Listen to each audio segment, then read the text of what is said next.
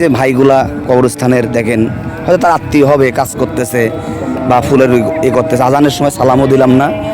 এটা কিন্তু দেখেন একটা মানুষের ভালোবাসা না থাকলে কিন্তু এই কাজগুলো আসে না, মনের থেকে ভালোবাসা থাকা নাকি ভাই? হ্যাঁ, ভালো আছেন ভাই? এটা কার কবর?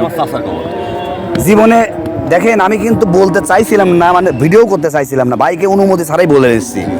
নিজের বাপের কবরেই তো ভাই এরকম করে মানুষ আদর আপন করে না। আপনি নিজের চাচার কবরে আসি এরকম করতেছেন। চাচা খুব ভালোবাসতেন।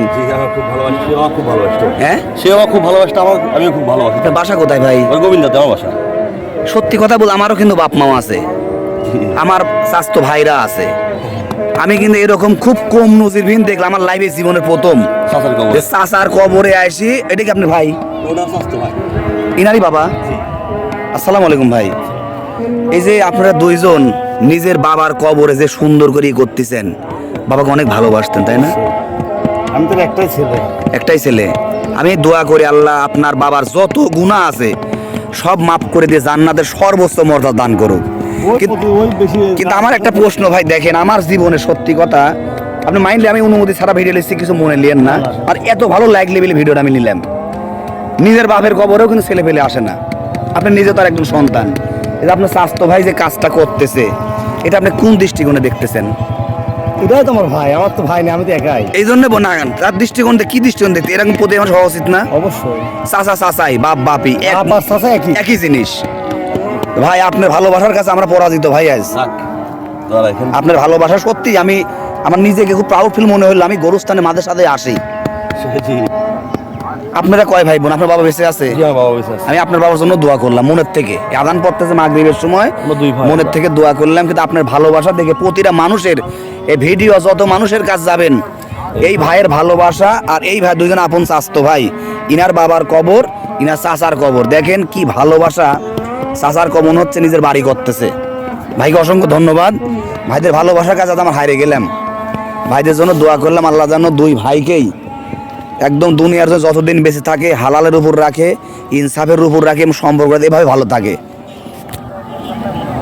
আমি খুবই খুশি আজকে এই কবরস্থানে আসার পরে। আপনারা তো বলেন যে ভাই মানুষের রোস্ট করি কে, এই কবরস্থানে দাঁড়ায় বলতেছি ভাই, একদম নিটেন সত্যি কথা বলতেছি। এই কবরস্থানে দাঁড়ায় বলতেছি, আবারও বলতেছি, আমি মানুষকে রোস্ট এমনি করি না। রোস্ট করি আমার কথা টিক্কায়, আমার কথার ক্ষোভে ওই মানুষগুলো যেন ইসলামের বিধান মানে, ওই মেয়েগুলো যেন পর্দা করে, ওই মেয়েগুলো যেন কোনো খারাপ কাজে ইনভলভ না থাকে, ওই মেয়েরা যেন নিজের মনের কাছে খুব থাকে। আমার এই ভিডিওটা 2টা পার্টে যাবে, 2 পার্টে আপনাদের সামনে প্রেজেন্ট করবো ইনশাল্লাহ, বা 3 পার্টও হতে পারে। আপনার দীর্ঘ করলাম ভিডিওর জন্যই। এই ভালোবাসার ভাইদের ভালোবাসার কাছে আমি কিন্তু হেরে গেলাম।